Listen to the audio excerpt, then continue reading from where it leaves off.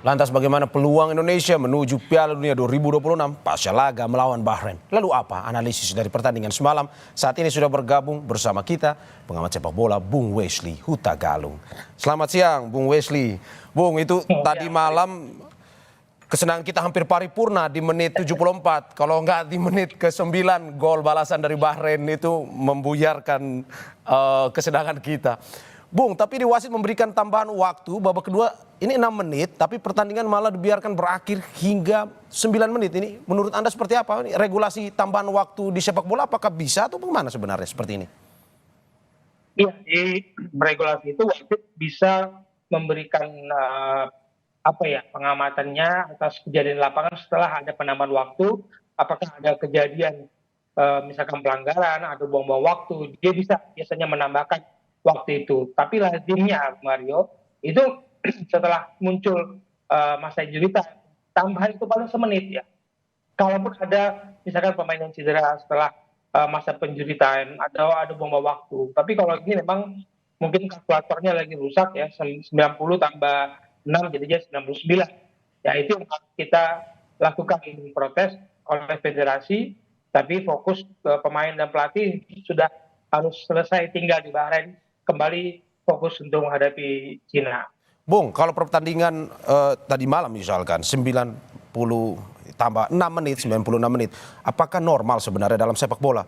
Perpanjangan dari 96 menit yang harusnya diputuskan tetapi melebar atau berperpanjang hingga 3 menit. Apakah sebenarnya normal atau bagaimana sebenarnya?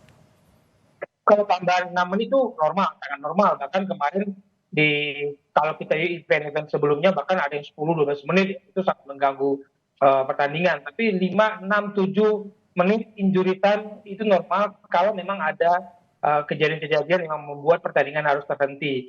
Seperti halnya kehadiran VAR, itu kan memang membuat cukup lama ya waktu untuk mengecek misalkan kartu merah atau gol. Nah, tambahan 3 menit, 4 menit, 5 menit itu biasa. Tapi memang yang jadi pertanyaan adalah wasit keempat sudah memberikan tambahan waktu 6 menit, tidak ada kejadian istimewa, tidak ada permainan yang berhenti cukup lama untuk kemudian wasit asal Oman ini memberikan tambahan waktu sampai 99, 90 tambah 9, lalu kemudian selesai pertandingan ketika tuan rumah Bahrain menyeimbangkan kedudukan. Ini yang sudah awal kita antisipasi, sudah awal waspadai ya, karena teror itu, provokasi itu tidak hanya dari penonton, dari pemain dan dari wasit itu sudah ramai dibicarakan lah sebelum pertandingan. Oke, Bung Wesley, jika kita berandai-andai misalkan pada akhirnya terbukti ada kecurangan oleh wasit, apakah nanti regulasinya pertandingan diulang atau bagaimana? Diskualifikasi atau gimana sebenarnya? Belum pernah yang saya dengar ada kejadian, bahkan ke Euro dulu pernah seharusnya offset, tidak offset, tapi gol, tidak ada pertandingan yang dibatalkan. Hanya emang evaluasi kepada kinerja wasit. Disinilah yang merugikan kita. Apapun hasil evaluasi wasit, federasi Asia atau FIFA terhadap wasit tidak mengubah pertandingan. Ini yang menyesalkan bagi kita ya. Tapi fokus itu sudahlah, kita dapat 1 poin, kita harus tambah lagi semangatnya untuk tambahin 3 poin dari laga berikut tanggal 15. Oke, Bung, kalau melihat tadi malam ini timnas Indonesia memberikan salah satu permainan yang begitu istimewa, tapi dari Anda sebagai seorang pengamat, evaluasi atau catatan tadi pertandingan tadi malam seperti apa yang mungkin bisa memberikan perkembangan selanjutnya? Iya, pertanyaan saya sangat menarik ini, juga menjadi pertanyaan saya. Melawan Arab kita menerima tembakan, hasilnya 1-1. Menghadapi Australia kita menghadapi 19 tembakan. Di kandang sendiri hasilnya 0-0. Babak pertama kemarin lawan Bahrain, kita nyaris menyelesaikan babak pertama tanpa tembakan ya. Lawan bisa menembak 10 kali, 2 target, kita mengakhiri pertandingan dengan 1 tembakan dan kemudian menjadi gol. Bahwa sampai 45 menit waktu berjalan kita tidak melakukan tembakan serangan sama sekali. Pertahanan kita harus kita akui jempol.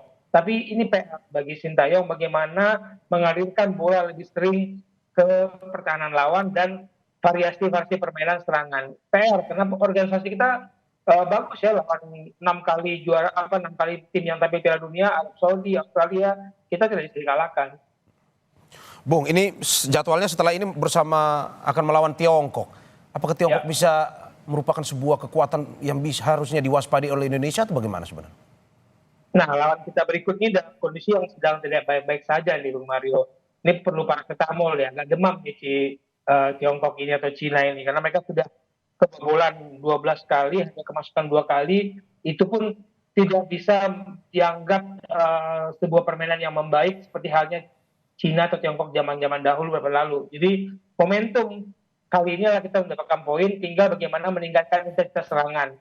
Lawan kita sudah menelan kekalahan, bahkan telak ya 0-7 dari Jepang, kemudian kalah 1-2 dari Arab, pernah sempat mencetak gol satu sebelum kalah 1-3 lawan Australia. Yang waspada, yang kita wajib waspada adalah Cina atau Tiongkok ini bisa mencetak gol ketika kita terlalu terbuka ruang permainannya. Nah, ruang permainan kita tertutup nih sudah, tapi bagaimana kita lebih dekat ke gawang lawan itu menjadi PR di pertandingan berikut. Bung, ini Indonesia bersama Jepang jadi tim yang belum pernah kalah. Artinya untuk bisa lolos sisa laga kandang ini harus diakhiri dengan kemenangan atau bagaimana? Setelah partai away kita nanti di November 2 kali home menghadapi Jepang dan Saudi. Bukan pekerjaan mudah untuk mendapatkan poin dari dua tim yang pelanggaran Piala Dunia ini. Jadi fokus dulu kita menghadapi Cina atau Tiongkok, karena prediksi saya peringkat 3-4 itu akan jadi rebutan 3 negara ini, Bahrain, kita maupun Australia, karena 1-2 itu perebutannya antara Jepang dan Arab Saudi. Apakah mungkin terbalik? Mungkin saja. Seandainya kita kemarin menang lawan Bahrain, kan kita bisa berada di posisi untuk sementara di posisi atas. Tapi partai away ini harus kita amankan untuk dua home yang sangat berat menghadapi Jepang dan Arab Saudi.